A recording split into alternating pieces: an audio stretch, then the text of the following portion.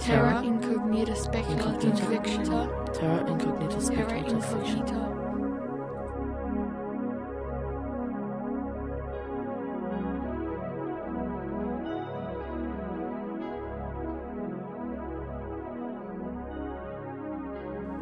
Welcome to this, the very last Terra Incognita Australian Speculative Fiction podcast.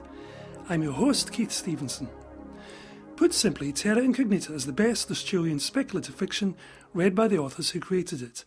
And please visit tisf.com.au for links to our featured authors' website and publications. For the past 2.5 years, we've brought you the voice of contemporary Australian speculative fiction writing. The TISF project had a twofold objective: to bring published stories to a wider public and give them a new life off of the printed page, and secondly, to record and archive the actual voices of Australian spec-fic writers telling their stories the way they intended. We hope you've enjoyed the tales on offer, and by way of a farewell, we have a special podcast tonight. Our print and e-book affiliated site, Coeur will be publishing an all-new collection of outer space tales called Anywhere But Earth in the second half of this year. And by way of a taster for that project, Wendy will be reading her contribution to that collection called Alien Tears. Although originally from Canada, Wendy has made a home here in Australia and has been producing fiction with its own unique perspective for quite some time, as well as being an editor and a contributor to academic works. Her Anywhere But Earth story for TISF is a cautionary and chilling tale that just might persuade you that we'd all be better off not visiting alien planets.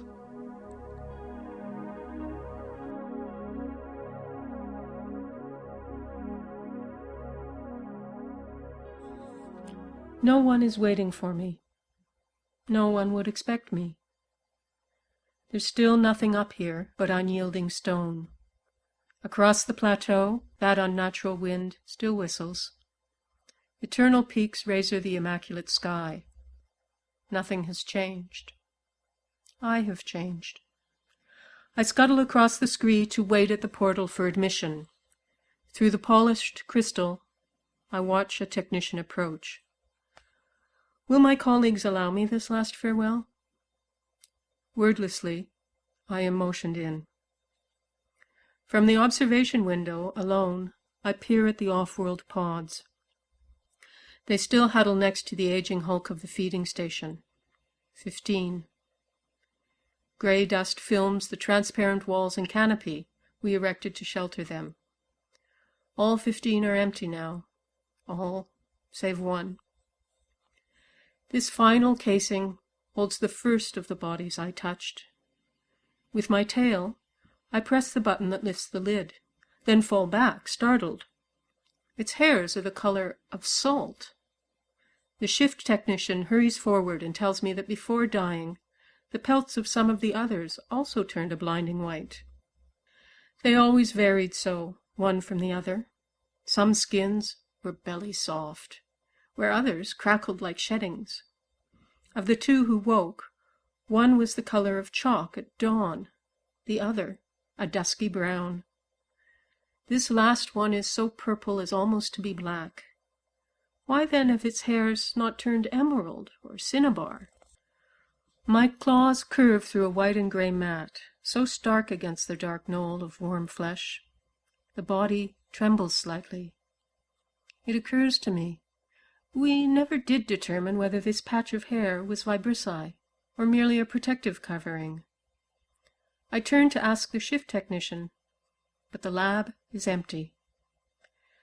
No one wants to witness this, my shame. I close the pod's lid and pace the room.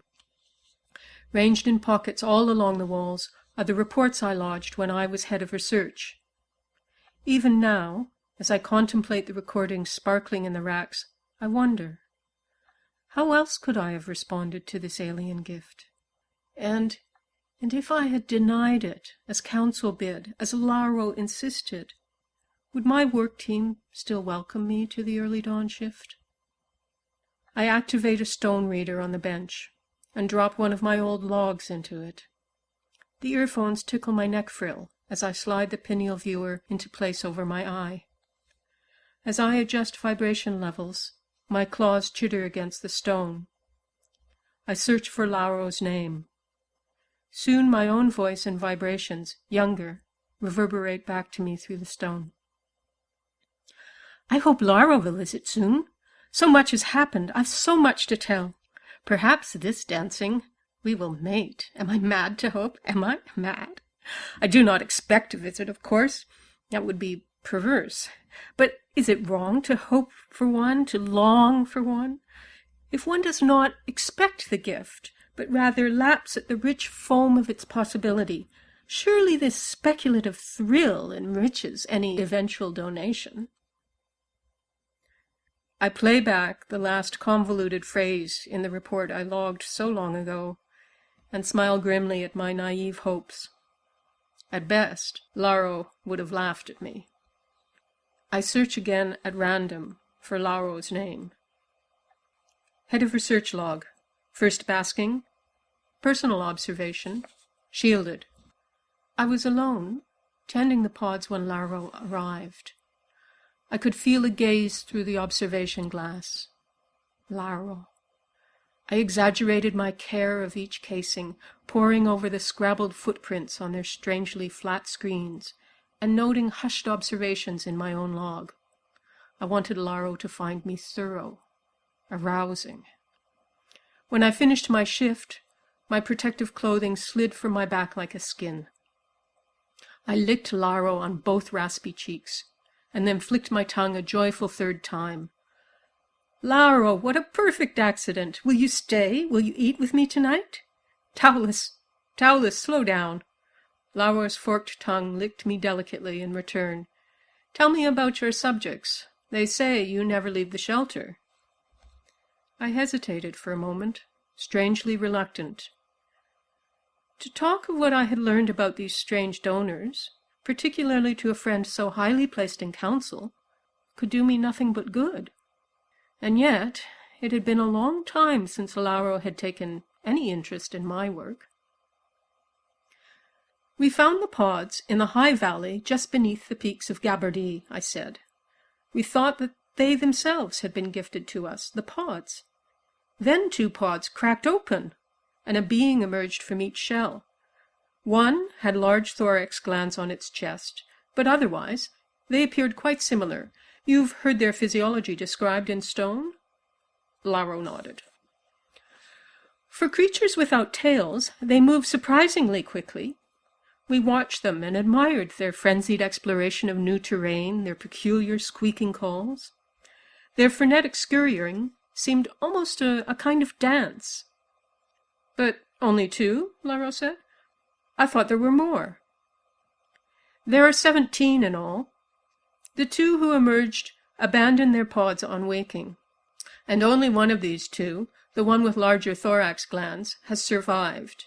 15 pods remain unopened. And these pods and the survivor pod, these are your charges.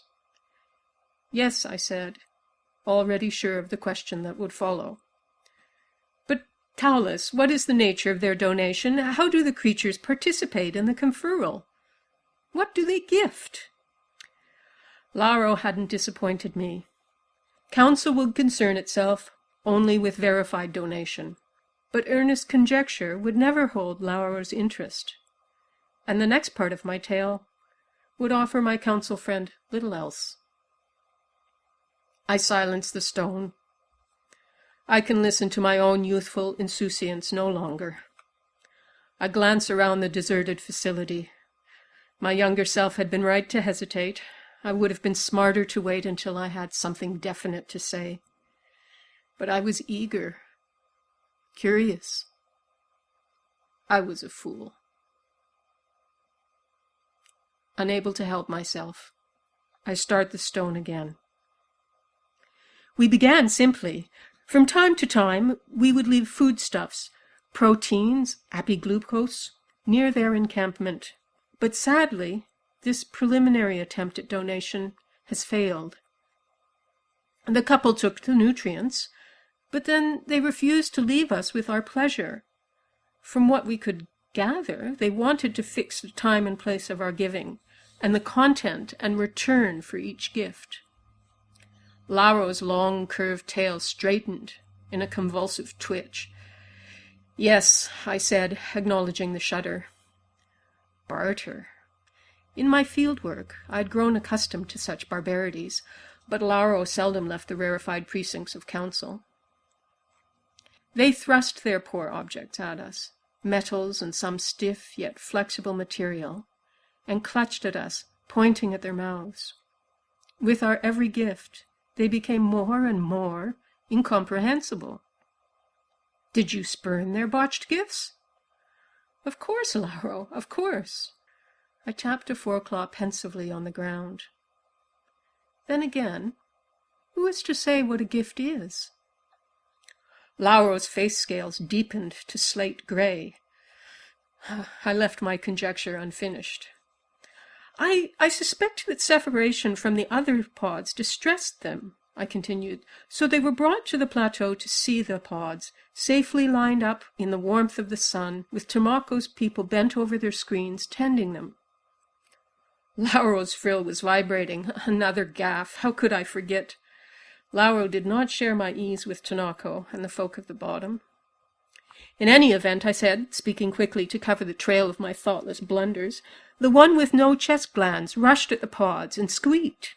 We did not understand. Our translators are not yet able to interpret their language. And then, quite suddenly, it died, clutching at its chest, without even offering itself up for conferral. Perhaps its own glands had been damaged during the voyage. Pity. And the other one? The one you call thorax? That one fell to its knees. Fluid ran from its eyes, which it caught up in a cloth. It thrust its upper limbs at us, twisting and proffering the cloth. At that point, Tanako saw our error. We'd not even begun to receive their gift. Fluid? Of course! Laro's enthusiastic spasm was immediate. "Yes," I agreed sullenly. "Tanako is very clever." Laro touched a tail tip to my own. "Someone from the bottom might show a crude inspiration, Taulus, but your steady science will be showered with solid answers." Even as I record it, the warmth of Laro's praise fills me again, like a day of feasting. Perhaps my impolitic enthusiasms will be forgotten. "They themselves produced their gift," I continued. "We rushed forward to accept it, our tongues flicking at the minerals leaking freely from its body. The fluid ran and ran. We bore the visitor aloft on our backs, licking and rejoicing. But Taulus, Laro said, now that the gift has been identified and welcomed, why do you linger here? This is technician's work. You should be out in the field, searching for new forms of donation, enriching the bestowal." Laro is right. How to justify staying here? And yet, I tried all the way back to my den and throughout our meal to persuade my friend that there might be more to their donation, and that, even if there were not, the attempt to discover it had a merit of its own. I fear I failed. Laro came for certitude, and left for the Ariège this morning, clutching a crystal detailing their primitive donation, while I remain, nursing this glimmering curiosity, shadowed by the desolate peaks of Gabardie. I silence the stone. I sit in the abandoned lab, listening to the wind buffet the cracked panes of the shelter. So many questions unanswered, so many not even posed. Before me, my first log as head of research lays nestled in its rack. I drop it in the reader and wait, motionless, for the uncertain solace of the past's vibrations. Head of research log, mid-shift, second dark. The pods gleam as I rush the pipette to the one whose eyes weep and harvest the precious liquid. Gathered into the ampulla, the fluid scintillates, such a delicate gift. Council has decreed that these off-world shells and their inhabitants should be brought to me, Taulus. And I will confess here on record, I am proud. more than proud, fascinated. We record the proportions of their liquid donation. So much manganese, so much sodium, so much ascorbic acid. Urum's team has found an application for the mucin. And while there is hardly enough of anything to be of use, it does not matter, of course. It is a gift.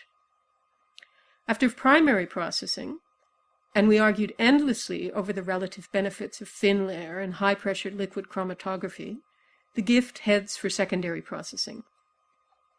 I glance over the figures at the end of each shift, but extraction is Urum's work. My task is to learn all I can of the donors. Until we learn to communicate with them, all is conjecture. Beneath our transparent canopy, their sun catchers gather bright solar donations. The lids of the pods darken and clear to a rhythm I have yet to document fully. In the hiatus between harvestings, I look out at the stranded plateau where we have settled the casings. Out there, the dry air bites my lungs and fills my head with eerie music. Do our visitors feel the desolate glory of this stony tableland? Will this high plateau, with its fine circle of peaks, suit them? Head of research log, shortly after chill. A discovery. The surface of their bodies gives forth a different fluid. Each time I press a sequence of buttons and cause images and sound to play, and I have noted carefully which ones, some of my charges begin to secrete another liquid. The first time I noticed it, I flicked my tongue over the glistening skin. It tastes different from the liquid that leaks from their eyes, much more strongly of minerals. Head of research log, first light. 99% water, with trace amounts of salt, potassium, glucose, lactic acid, ammonia, amino acids, and uric acid. I think this too is gift. I will request a ruling from council. Head of research log, second dark. In the wild, we observed the two awoken ones closely before approaching them. In a few short days, their eyes sank deeper into their heads, their mouths grew pale and covered in mucus. They slept 12 times a day. No doubt their journey was rigorous and taxing. As time passed, their bones stood out, and the pouch of their stomachs drooped. The pods still provided water. Did they need more nutrients? Perhaps this transformation had something to do with breathing our atmosphere. I was surprised that they were able to take to it. And yet, in comparison, the sleepers, whose pod lids are frequently raised, have crimson lips and little apparent slime. Head of research log, second dark. Council has decided not to wake the remaining 15, and I agree. Perhaps they have some peculiar dormancy period that should not be interrupted, and sudden rousing is what weakened the first two. And yet now, we must take the visitors as they are, with little opportunity to learn from them how best to receive their donation. No word yet from council on the second fluid. I stop the stone and remember. Just before council's decision, the awoken visitor with the thorax glands passed into a deep sleep. And shortly after their decision, thorax died without waking. Head of research log, second dark. By triggering certain files in what appears to be their own stone technology, liquid is conferred in greater quantity, and its chemical composition changes. The creatures give us more ascorbic acid, more manganese. I wish, though, that I understood the content of the representations I trigger for them. Am I aiding the donation? Head of research log, first light. Council grows impatient at the visitor's dumb passivity and has decided against accepting further fluid donation from them. Some doubt that even the first fluid was a gift. I must change their mind about the new fluids. I've even begun to hope that Lara will happen by. Head of research log, second dark. Personal observation, shielded. I'm staying after my shift again. They give us so many fluids, and we refuse all but one. How can we learn if we do not receive with gratitude? Council disagrees. I wander among the casings. I give the night shift technician some errands to run, and I open the lid on the largest visitor. Spread across its pale torso is a thick, curling pelt. With stimulation, it excretes fluid under its arms, under its thorax glands, on its stomach. I use my tongue to collect this spurned offering. The more I lick, the more there is to lick, as if the creature is trying to convince me that my efforts are heeded. Are they trying to speak to me through these fluids? On my own time, I've decided, I will chart their variations. Head of research log, first light. No word from Laro. Head of research log, personal observation, shielded. As the sun rises and my shift starts, I find myself wondering, is not the real gift to be found on the trembling surface of their bodies? In the hiatus between harvesting, then, I visit the visitors. Their bodies speak a curious language. Each time I open a lid, their skin arrests me. It is so malleable, so soft. The finest hairs cover it. Little macules of brown and red dance across its surface. The gentlest touch sets them shivering. I will not speak to my team of it. No doubt they would find me ridiculous. If the second fluid does not interest them, would this? No. No. Head of research log, first light, personal observation, shielded. Laro visited again yesterday. I felt a wave of disapproval through the observation glass, and when I left my charges to the shift technician, Laro awaited me. Council has decided, no doubt with Laro's encouragement, that I should be sent down into the scree of the bottom to study the donation patterns of the old colonies. I've been demoted and betrayed. After this announcement, Laro left, declining even to stop for a meal. I stood for a long while alone in observation, watching my charges through the window. Head of research log, second basking, personal observation, shielded. My last shift. I am bound for the valleys. I remain long after the technicians have left. For a final time, I lap up mineral moisture. My favorite pod I leave until last. This visitor's integument flushes a bright pink when I gather the gift. We may not have deciphered their speech, and have failed perhaps to interpret their systems of representation, but here is a kind of language, one I feel sure I understand. The delicate dawn of the skin announces, here is my gift. While we have never determined a use for the thorax glands, I have found the moisture that gathers in the creases around them delectable. I drink the rich minerals and take my time, ensuring that the fork of my tongue loses no drop. I am about to leave, to bid goodbye to all my charges, when my favorite begins to undulate. Concerned, I return to the pod and open its lid.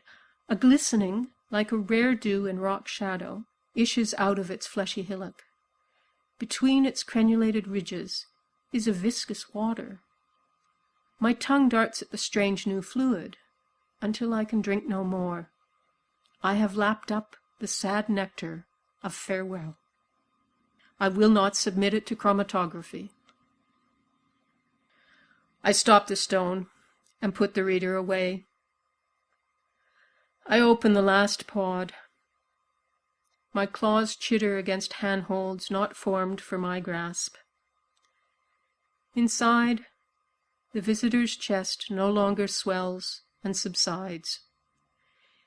Its dark skin is the gray of a riverbed stone, dry in the cold air. Their gift? I will never know now beyond doubt what it was. Their strange, blunt tongues will never lap my face. An alien emotion wells up in my chest, threatening to burst out of me. Yet how do I release it? Outside, the wind is still whistling. A strange, unfathomable music fills my ears. One by one, I drop my logs into disposal, until the shards of my lost words fill its mute cylinder. I close the pod's lid. The darkened casing clicks shut.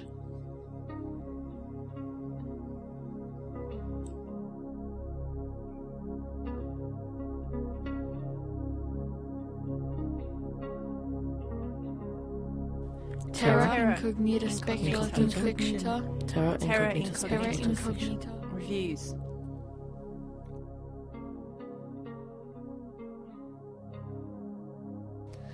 This month's review book is This Green Hell by Greig Beck. The Alex Hunter novels are a lot of fun. The first two, Beneath the Dark Ice and Return of the Prophet, were reviewed in earlier episodes of TISF. And Book 3, This Green Hell, picks up where we left off, with super soldier Captain Alex Hunter experiencing more and deeper rages as the powers he's inherited through the Arcadian project continue to grow in unpredictable ways. Things are getting decidedly dicey for Alex, with the R&D boys pressing his commanding officer, Colonel Jack Hammerson, to order Hunter onto the dissecting table. Luckily, there's another emergency which brings into play Alex's one-time lover, Amy Weir, who he saved in Book 1. It seems there's something nasty lurking down in a South American jungle. Think Ebola virus times, a million? And people are dying in ways too horrible to mention. But don't worry, there's plenty of description just to help you get the picture. Alex and his team are deployed after a group of green berries on mission down there get fragged. But there's more to this virus than meets the suppurating discoloured eye, which leaves Alex Hunter fighting not only for his own life, but for the life of those he holds most dear in his hands. Greig Beck returns to the world of Alex Hunter with great gusto. As with the other books, there's fantastic research woven into the story. It seems Greig really loves to throw together facts from all over the place and mix them in with a generous dollop of action and what if. It's a winning combination. But over and above the action and the current threat, there's the continuing story of Alex's development, the interest Mossad has in him, and Alex's own untenable position with a very secret project that spawned his amazing powers. That's what gives this story real depth and interest long after the current threat is put to rest, and it's what will make me rush out to get Book 4. This Green Hell is a smart, delightful read with a big heart. 4 stars. This Green Hell is published in Australia by Pan Macmillan.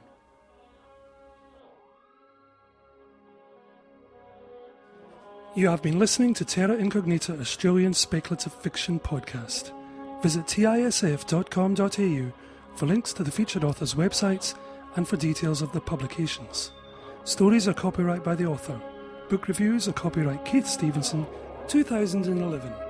This podcast is licensed under a Creative Commons Attribution Non-Commercial Share-alike 2.5 Australian licence. See our website for details.